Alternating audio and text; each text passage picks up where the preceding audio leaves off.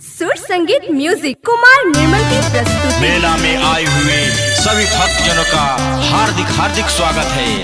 आप अपने सामान की रक्षा स्वयं करें। अरे काहे मुंह लटका के बैठी हुई है, क्या प्रॉब्लम है? बोलिए क्या दिक्कत है?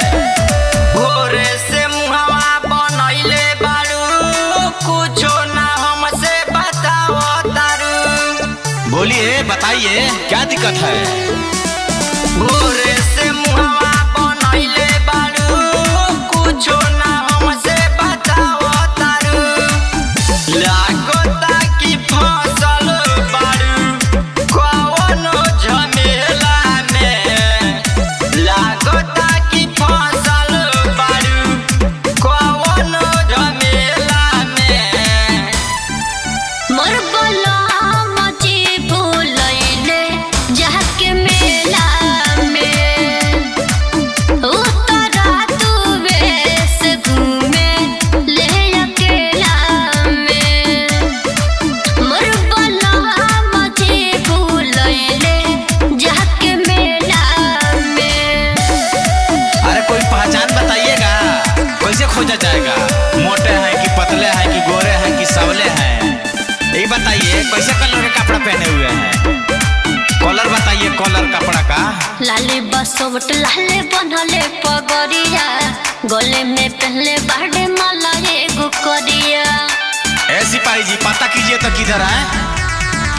लाले बसोट लाले बनले पगड़िया, गले में पहले बाड़े माला एगो करिया। हो जानी हो परेशान खोजतानी नु हो, होई खोजे में देर जानतानी नु हो।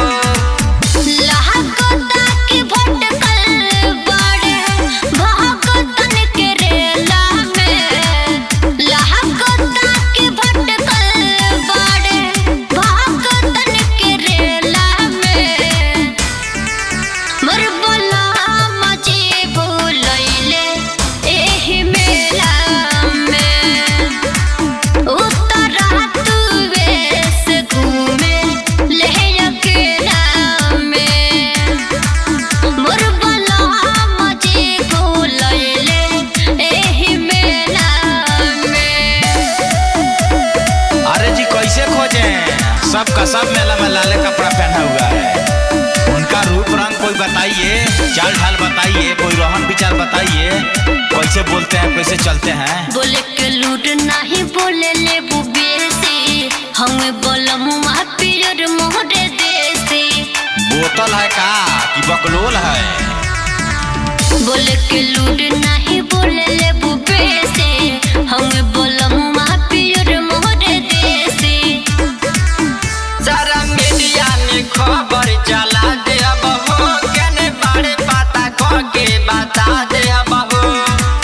पीहू से राइटर मुझे बैठल बाड़े ठेला में, पीहू से राइटर मुझे बैठल बाड़े ठेला में। मोर बलम जी भूलैले जाके मेला में, उतरा तू वेश घूमे ले अकेला में।